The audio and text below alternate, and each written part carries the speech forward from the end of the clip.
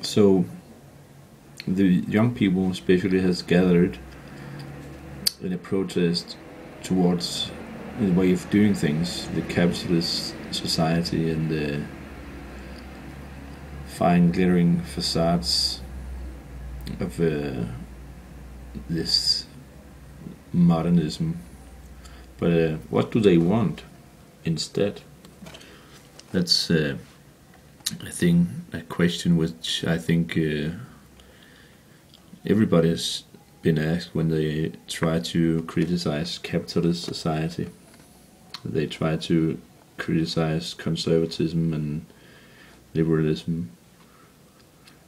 Now it's sort of forbidden to speak about socialism. They finally ridiculed everybody who say they're a socialist. All of them look like me, with a long beard, long hair, and most probable have some kind of issue with drugs. They don't have a job, they don't have a nice family, and they certainly don't have good manners, because they tend to be negative all the time, and they are impossible to talk to. They don't regard common problems of daily life an issue. That's sort of talk that you'd hear, that I heard a lot, even when I didn't look like this, when I had short and nice hair and no beard, when I was young and brilliant, when I was young and wearing all the fashionable brands on my body, the brands of Nike or Levi's or whatever. Anyway, everything is produced in China these days, so I don't give a fuck. And I think it's amazing that people still believe in this sort of growth ideology. Maybe they don't believe it, but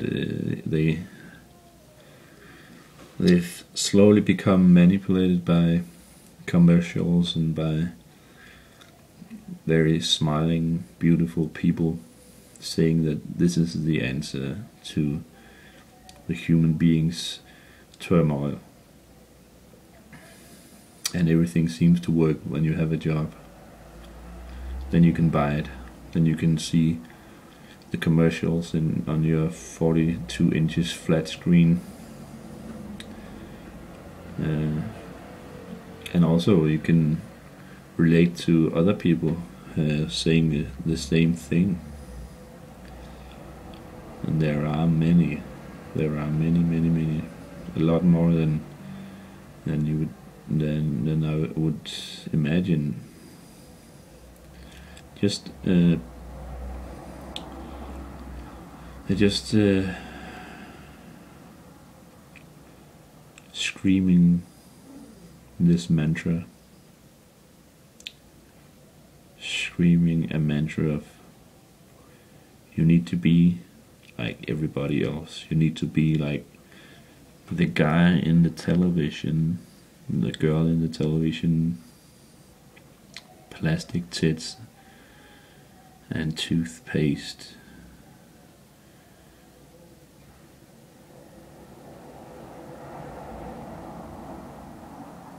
It speaks for itself.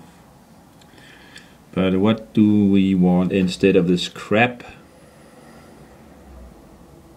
Sorry. What do we want instead? It is pretty difficult to say in words. I have tried once in a while. Mostly nobody would listen, or they would maybe listen, but they would continue to act according to the old standards. They would be sympathetic, nod, and absolutely make no consequences in their life. And they would even keep on repeating those mantras of capitalism.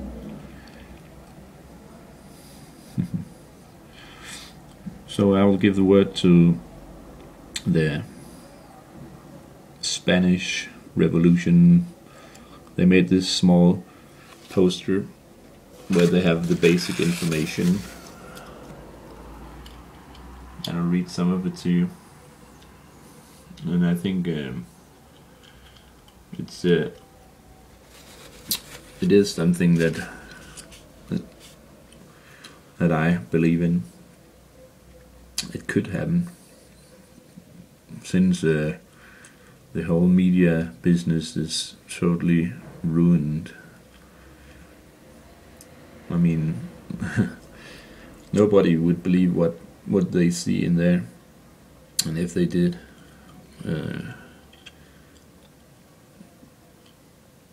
it would be too far away from normal human behavior and interaction. So that means that it wouldn't affect your lives. It wouldn't affect your actual behavior and your actual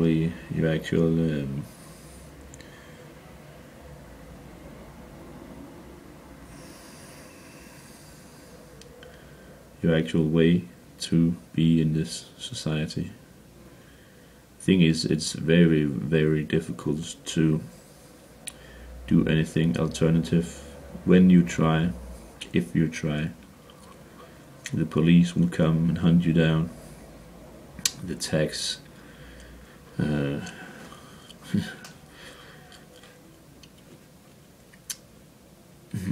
tax authorities will hunt you down,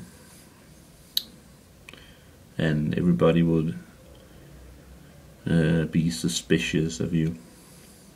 But to the Spanish Revolution, why are we here?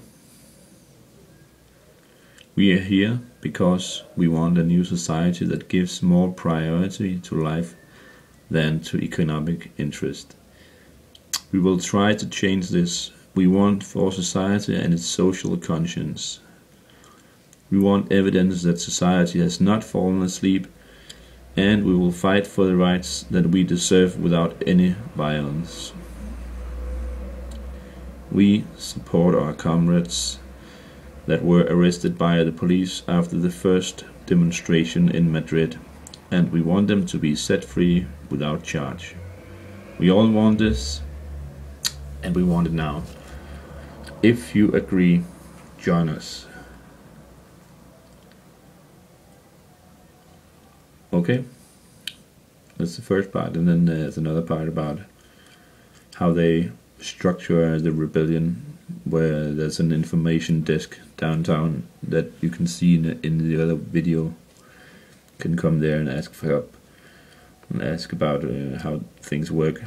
Unfortunately, there's not really anybody there speaking English. Never mind. It's in Spain. So how do we make decisions? I'll keep on reading. The decision-making body is the General Assembly that gathers daily. In the same way, each commission holds assemblies for themselves, and every section of work holds specific assemblies. Consensus should work to be open, and they must be ratified. So the decisions taken by a group must be ratified, and the assembly for commissions, and afterwards in the General Assembly additionally. This organization assures a democratic way to decide major issues which affect society as a whole. Each assembly must provide the public with information. All this information is available in this square on the side, and on the side only in Spanish. That sounds very, very interesting.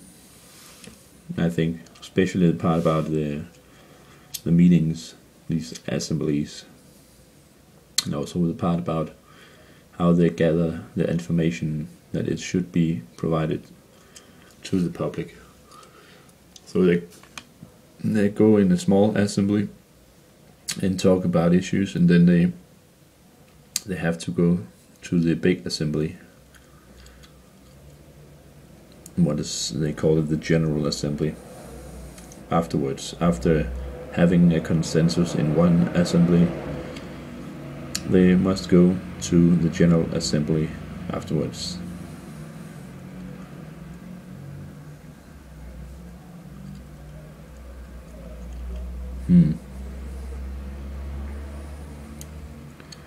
This is the process which takes up a lot of time. But these people, they have all the time that they need since being unemployed. And I think maybe this is sort of a day-to-day solution, that they'll do this, and they did this for around 2 months since after the 15th May.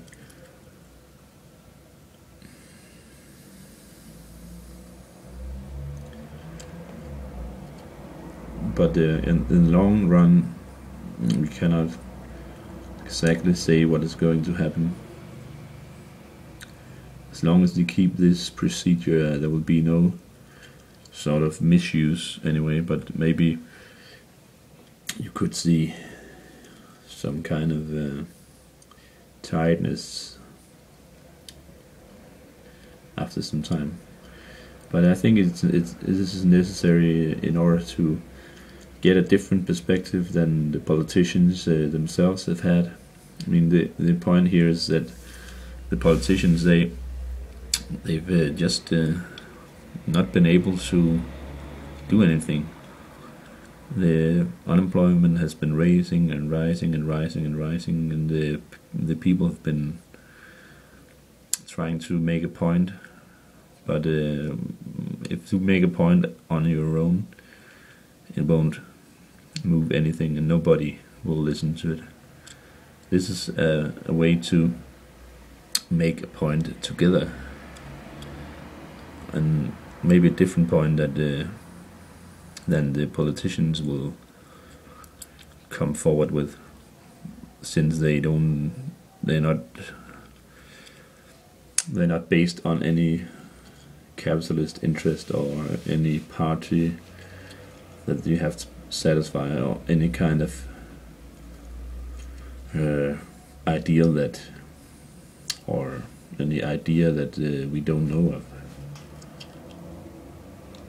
A lot of the decisions I've been seeing is based on something in the EU or in the NATO or in the United Nations. Simply sort of from the top, we have to do this because they say that we have to do this, and then that's why we make this new law. This is a perspective from top down, and this way the Spanish revolution here is a way of turning it around, making the perspective from the bottom and up. If First Assembly can agree we are going to do this because we need more money, we need somebody to take care of our children, we need a place to stay because we are unemployed, or whatever it is that they decide, and how they are going to make it happen. If they agree on this on the First Assembly, and they also agree in the General Assembly, then it would start out from a need of the very population that has a problem, the very people who are unemployed, or so on. This can only be good compared to the other system. So this is some of my thoughts here from Madrid. I'm gonna leave tomorrow, and I'm gonna go to Mongolia. This is Alan Davis blogging here from, and I hope that you have been have had some information that you didn't have before. One of the things that is pretty odd is that the medias around don't have big interest in this, especially where I come from in Denmark. It's been drowned. Nobody knows much about this. Most people I speak to, they don't even know that 1 million Spanish people have made a rebellion. Simply don't know. Maybe they know about Greece or Northern Ireland, but they don't know about Spain. So this is just a small contribution to show a little bit from here. I think this model that they are using here could be interesting. Thank you for watching. Bye bye.